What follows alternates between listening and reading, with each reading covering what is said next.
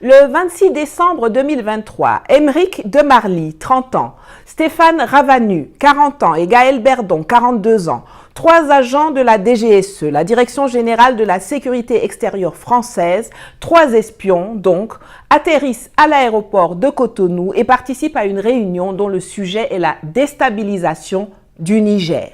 Les espions français rejoignent ainsi en terre du Dahomey leurs nombreux compatriotes militaires et mercenaires qui s'y sont déployés en catimini mais avec la bénédiction de Patrice Talon depuis l'éviction définitive de l'armée d'occupation française du Mali en août 2022, du Burkina en février 2023 et surtout du Niger en décembre 2023. Le décor est posé, les assassins sont dans la place. Bonjour, je m'appelle Nathalie Yamb, la dame de Sochi et la chevalière de Niamey. Et dans cette vidéo que je fais depuis Niamey, où je séjourne actuellement, je vais vous expliquer les coulisses et les enjeux du bras de fer politico-diplomatique auquel on a assisté ces 2 dernières semaines entre le Bénin et le Niger au sujet du pipeline pétrolier. Mais je vais surtout vous démontrer comment, à l'heure où je vous parle et malgré son rétropédalage apparent dans le dossier du pipeline, Patrice Talon continue de préparer activement la guerre de la France contre le Niger. On connaissait l'Ivoirien Alassane Dramane Ouattara comme étant le serviteur le plus zélé de Paris dans le landerneau france-africain. Mais il faut reconnaître que ces 3 dernières années, il a subi une rude concurrence. D'abord de la part de Mohamed Bazoum et ensuite de la part de Patrice Talon qui, depuis que le général Tiani et ses hommes, dans une action de salubrité publique essentielle, nous ont débarrassés de la gangrène Bazoum le 26 juillet 2023, semblent prêts à tout pour conquérir la première marche du podium de l'indignité et de la soumission à l'Occident en Afrique dite francophone. Il est impossible d'analyser les simagrées auxquelles il s'est adonné ces derniers jours sans se souvenir de l'attitude zélée et belliqueuse que Patrice Talon a affichée depuis que les chefs d'État de la CEDEAO s'étaient réunis une première fois le 30 juillet 2023 pour décréter une série de sanctions autant illégales qu'inhumaines à l'encontre des populations du Niger, puis 10 jours plus tard, toujours sur injonction du président français Emmanuel Macron, pour cette fois annoncer une intervention militaire contre le Niger si leur copain Bazoum n'était pas rétabli dans ses fonctions. Magnéto. Si vous vous rappelez bien, le Bénin a été, par ma voix, a été l'un des tout premiers pays à plaider pour la levée des sanctions contre les pays qui ont été objets de coups d'État, notamment donc contre les autorités nigériennes. Le monde n'est plus à cela. Le temps où les armes, la force règlent les conflits, ce temps est révolu, ce temps est dépassé. Et c'est pour ça que nous avons décidé aujourd'hui, après avoir tenté par tous les moyens de négocier avec les putschistes, nous avons décidé que si nous n'avons pas le choix, ce ne sera pas la force, que la mauvaise force sera vaincue. Nous avons décidé que malgré que nous ayons pris cette décision d'aller par tous les moyens, y compris la force, de laisser une porte ouverte. Il est encore temps pour ceux qui sont là aujourd'hui, ou tout à l'heure, ou demain, de se retirer pour que ce ne soit pas par la force qu'on leur fasse entendre la raison. Tous les chefs d'État présents ont signé ces décisions iniques. Mais au sortir de la réunion, tous ne se sont pas comportés de la même façon. Alors qu'un gars comme Faure Gnassingbé, qui est critiquable sur plein de points, notamment en ce qui concerne sa politique intérieure, je vous renvoie d'ailleurs à ma dernière vidéo qui parle de son coup du siècle au Togo, alors donc que Faure n'a pas fermé son port et a continué à échanger et à discuter amicalement avec les autorités du Niger, on a vu particulièrement 3 personnes s'agiter à l'excès. Premièrement, le nouveau président du Nigeria, Bola Ahmed Tinubu, qui venait de prendre la tête de la CEDEAO et qui est notoirement au service des USA et de la France depuis qu'il s'est fait pincer aux États-Unis pour trafic de drogue dans les années 1990 d'une part et qu'il touche des rétrocommissions gigantesques avec l'homme d'affaires franco-libanais Chagouri d'autre part. Deuxièmement, Alassane Dramane Ouattara de Côte d'Ivoire qu'on ne présente plus en la matière. Et troisièmement, Patrice Talon du Bénin. Non content de fermer le port de Cotonou, de fermer les frontières, Talon était celui qui vociférait le plus. Or, nous savons tous qu'en cas de conflit militaire, le Bénin ne peut pas tenir 12 heures contre le Niger. Et encore, je suis gentil. Mais qu'est-ce qui faisait donc tant bouger Talon? Je vais vous le dire. Talon s'agitait parce qu'il savait que c'était la France qui allait faire le gros du sale boulot. Et il le savait d'autant plus qu'il avait donné son accord pour que le Bénin serve de base arrière pour cela. Dès le mois de septembre 2023, des agents du renseignement français se sont déployés au Bénin, effectuant des missions de reconnaissance en compagnie d'officiers béninois à Kandji, tandis que des militaires français atterrissaient nuitamment à Tourou, dont l'aérodrome abandonné avait été réhabilité sans bruit quelques semaines auparavant. Des activités incessantes et souvent nocturnes ont aussi été monitorées à Porga, à Bembereke, à Parakou, à Alpha Kouara, à Madekali et dans le parc W. Je tiens à souligner ici que les populations de ces localités ont fait montre d'une hostilité marquée à l'encontre des militaires français.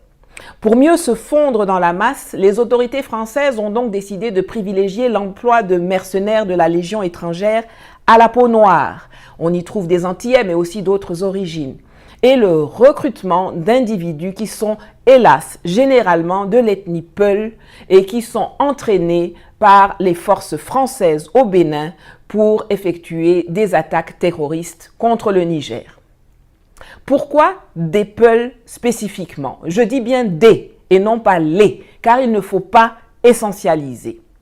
Parce qu'on les précarise en volant ou en tuant leur bétail, puis on revient leur donner des armes, un peu d'argent et de la drogue pour les transformer en terroristes, leur faisant croire qu'il s'agit pour eux de se venger de ceux qui auraient décimé leur bétail. Un vrai cercle vicieux de manipulation et d'intox, car ce sont les mêmes marionnettistes en coulisses qui font cela, qui parlent ensuite en public de massacres de civils et de génocide contre les Peuls quand les armées de l'AES neutralisent les terroristes.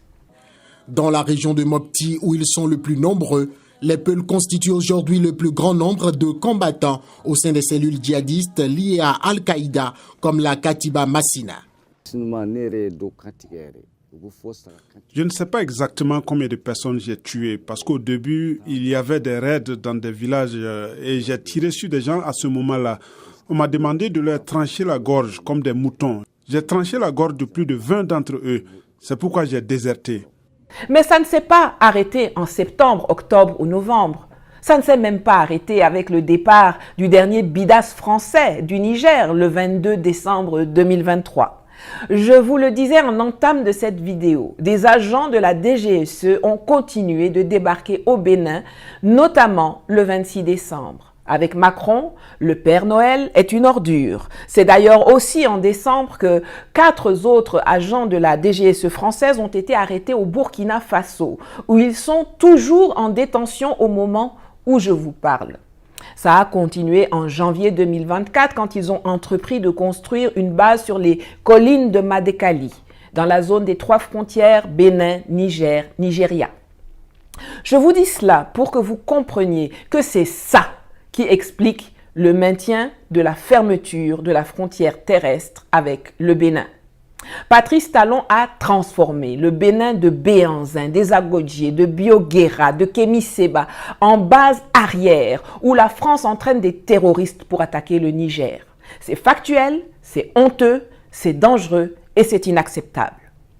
Il faut que l'ensemble des populations béninoises sachent cela et soient conscientes du mal que Talon est en train de leur infliger pour plaire à la France. Celles des localités concernées sont évidemment au courant et sont hostiles à ces agissements, je vous le disais tantôt. Mais le gros de l'opinion est dans l'ignorance ou dans le déni. Dorénavant, vous ne pourrez plus dire que vous ne saviez pas. 80% des activités du port de Cotonou étaient constituées des opérations en direction ou en provenance du Niger. En appliquant l'embargo insensé voulu par Macron à travers la CEDEAO, Talon s'est tiré une balle dans le pied gauche en portant un coup sévère à l'économie béninoise. Le commerce, le transit, le transport, les droits de douane, tout a été impacté négativement.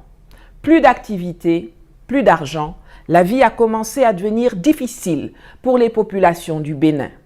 Mais larbin qu'il est, Talon n'a pas osé ou n'a peut-être même pas pensé à demander des compensations aux cocaïnomanes de l'Élysée. Tout le trafic s'est déporté ailleurs et le Niger s'approvisionne via le Togo, le Nigeria, le Cameroun, etc. Bien sûr, les populations du Niger ont payé le prix fort dans les premiers temps, car c'est l'électricité, les transactions financières, la nourriture, les médicaments, les produits de première nécessité qui étaient illégalement sous embargo. Des centaines de Nigériennes et de Nigériens sont morts à cause de cela, et il faudra nécessairement que des actions en justice soient engagées par l'État du Niger, mais aussi par les familles des victimes, contre les chefs d'État criminels de la CEDEAO qui ont organisé cela. Mais les Béninois sont indubitablement les victimes collatérales de la fourberie et de la servilité idiote de Talon. Non content de cela, Talon remet une couche le 7 mai lorsque le Bénin fait savoir qu'il interdit, encore une fois tout à fait illégalement, l'enlèvement du brut nigérien qui transite par son territoire pour être chargé par les Chinois au terminal de Sémé, tant que le Niger ne rouvre pas sa frontière terrestre avec lui. Or, la question du pétrole et la question de la frontière sont deux problèmes complètement différents. La question de la frontière est gérée par les événements et les considérations que je viens d'exposer dans la première partie de cette vidéo. La question du pétrole, elle, est gérée par le contrat qui lie les parties. Qu'est-ce qui est prévu dans les accords liés au pétrole? La réponse est simple. L'article 3.3 de l'accord bilatéral entre la République du Niger et la République du Bénin relatif à la construction et à l'exploitation d'un système de transport des hydrocarbures par pipeline signé le 23 janvier 2019 dit que, je cite, « Dans l'exercice de son droit de réglementation des opérations de transport effectuées sur le système de transport béninois, la République du Bénin s'engage à prendre toute mesure de nature à faciliter le transit et à s'abstenir de prendre unilatéralement et dans tous les cas, sans l'accord préalable de la République du Niger, toute mesure de nature à restreindre ou à entraver le transit sur son territoire des hydrocarbures en provenance de la République du Niger à travers le système de transport. » Fin de citation. Ceux qui pensent que les Chinois vont souffler dans les branches des Nigériens pour les contraindre à ouvrir leurs frontières méconnaissent complètement le droit, les relations internationales et la doctrine de l'État chinois. Que les trois parties s'assoient pour discuter, c'est normal puisqu'il y a un contrat qui les lie. Mais lors de ces discussions, la seule chose qui sera débattue, c'est le contrat et pas les élucubrations que Talon construit seul là-bas dans sa tête. La première question qui sera étudiée, c'est de savoir si la fermeture de la frontière terrestre a une conséquence sur les accords. Est-ce que le fait que l'un des deux pays décide de fermer sa frontière terrestre autorise l'autre à bloquer le passage et le chargement du brut? Qui respecte et qui viole les accords? Les réponses sont claires, nettes et sans embâge. Non. La fermeture de la frontière terrestre à Malanville n'a aucune conséquence sur les accords, le pétrole ne passant pas par là. Non, le fait pour le Niger de fermer sa frontière terrestre n'autorise pas le Bénin à bloquer le transit du brut. L'article 3.3 est sans appel. Le Niger respecte et le Bénin viole le contrat. Vous montez, vous descendez, Talon à tort sur toute la ligne, fin du game. Je ne veux pas m'étendre sur le spectacle de contorsion inesthétique et ma foi profondément ridicule que le président béninois nous a présenté ces 10 derniers jours. Ça a fait les gros titres et chacun a pu voir le match de ping-pong politico-diplomatique qui s'est déroulé sous nos yeux. Je vous rappelle juste l'essentiel. Talon a annoncé qu'il interdisait le chargement du brut jusqu'à ce que les Nigériens ouvrent la frontière. Le gouvernement nigérien a fait savoir qu'il ne cédera à aucun chantage et a réitéré le problème de sécurité que Patrice Talon pose pour le Niger. Talon, qui 3 jours plus tôt désignait la fermeture de la frontière de Malanville comme responsable de la cherté et de la vie au Bénin, suspend totalement l'exportation de céréales. C'est lui qui dorénavant ferme ses frontières au monde entier en ce qui concerne le maïs, le riz, le mil, etc. produits au Bénin. Le Niger, quant à lui, se référant à un accord bilatéral entre lui et le Togo, a fait savoir que seuls les véhicules immatriculés au Togo et au Niger étaient autorisés à transporter les marchandises à destination du Niger arrivant sur le territoire togolais. En cas de demande accrue, ce sont exclusivement les transporteurs du Mali, du Burkina et du Ghana qui pourront exceptionnellement participer à l'enlèvement du dit fret. Exit donc les camions béninois dont beaucoup chuchotent qu'ils appartiennent à Talon. Et une semaine après avoir fanfaronné que, je cite, « les États n'échangent pas entre eux via les prestataires privés », faisant référence aux entreprises chinoises partenaires, c'est bien en présence du représentant de la société chinoise CNPC que le gouvernement Talon a piteusement autorisé le chargement du brut nigérien par les navires chinois à Semekpodji. Comme un fou, Talon, lui seul, saute, il joue du tam-tam, il chante, il danse et puis il s'applaudit lui-même pendant que les personnes adultes le regardent s'agiter. Qu'est-ce qui explique une telle déroute? Il faut dire que l'interdiction d'enlèvement édictée illégalement par Talon ne causait aucun préjudice au Niger, mais atteignait plutôt 2 cibles collatérales, la Chine et le peuple béninois. Je vous explique. La Chine a déjà versé au Niger la somme de 400 millions de dollars comme avance d'1 an sur le pétrole qui circule dans l'oléoduc. L'argent a été encaissé par le Niger, c'est-à-dire que tout le pétrole qui transite dans le pipeline jusqu'à la plateforme de chargement de Semekpodji est déjà payé par les Chinois jusqu'en juin 2025.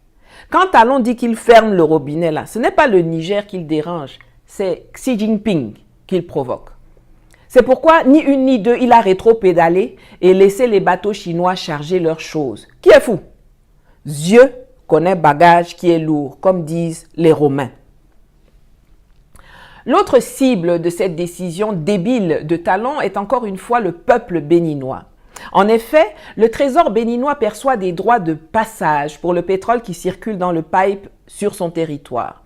En fermant le robinet, Patrice Talon, qui avait déjà rendu le Bénin unijambiste en bloquant le port de Cotonou au fret nigérien en 2023, tire donc une balle dans le pied droit restant de l'économie béninoise. Quel artiste! Je vais terminer cette vidéo en répondant à 3 interrogations. La première est de savoir ce qui se passera si Talon réitérait ses bêtises en 2025. Il faut savoir qu'en 2012, le Niger envisageait de construire son oléoduc via le Tchad pour aller se connecter au pipeline de 1070 km déjà existant qui évacue depuis 2003 le pétrole tchadien en transitant par le territoire camerounais jusqu'à un terminal implanté au large de Kribi au Cameroun.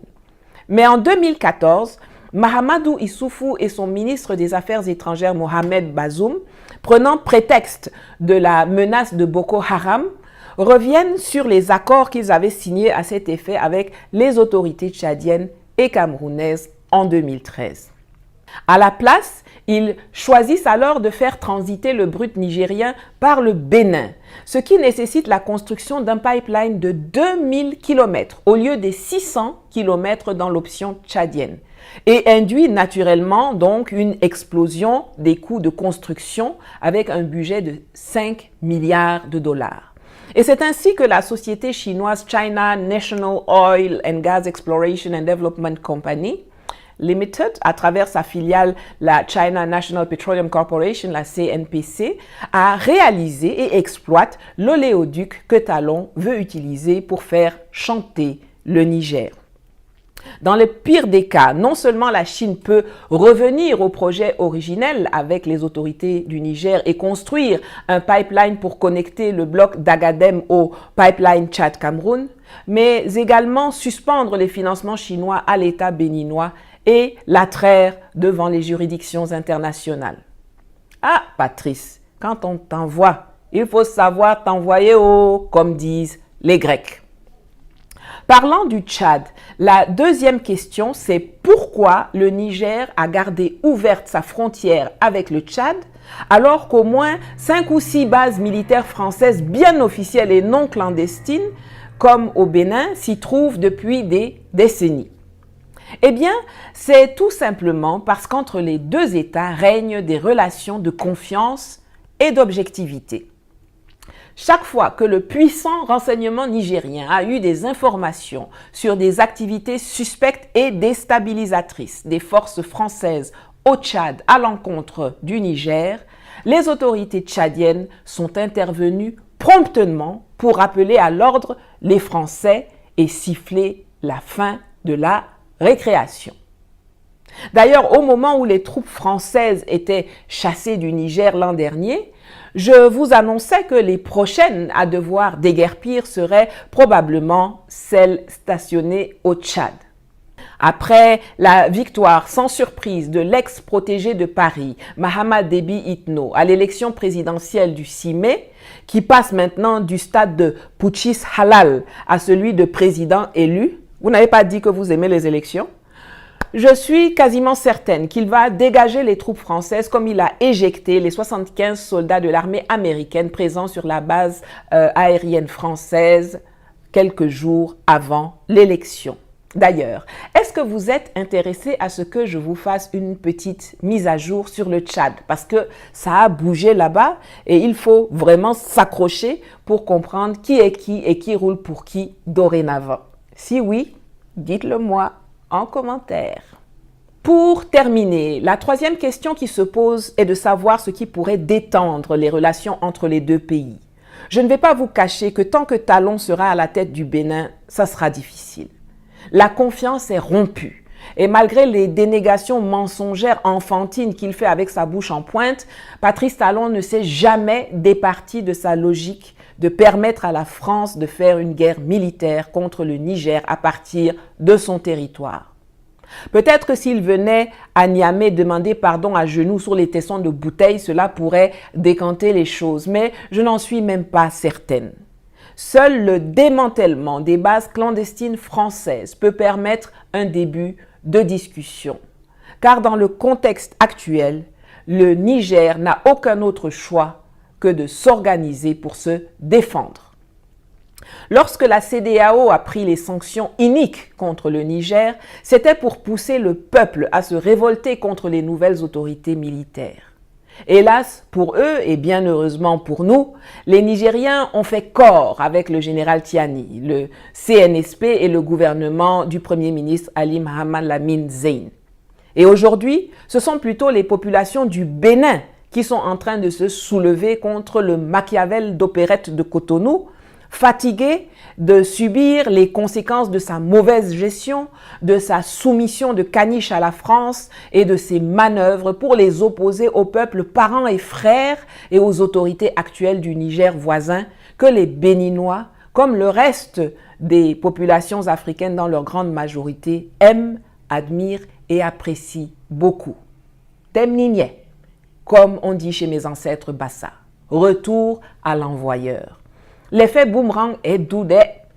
J'appelle donc les populations béninoises à se rassembler massivement autour de l'alternative qu'offre Kémy Séba pour un Bénin digne, prospère et sincère pour qui la fraternité africaine n'est pas un vain mot.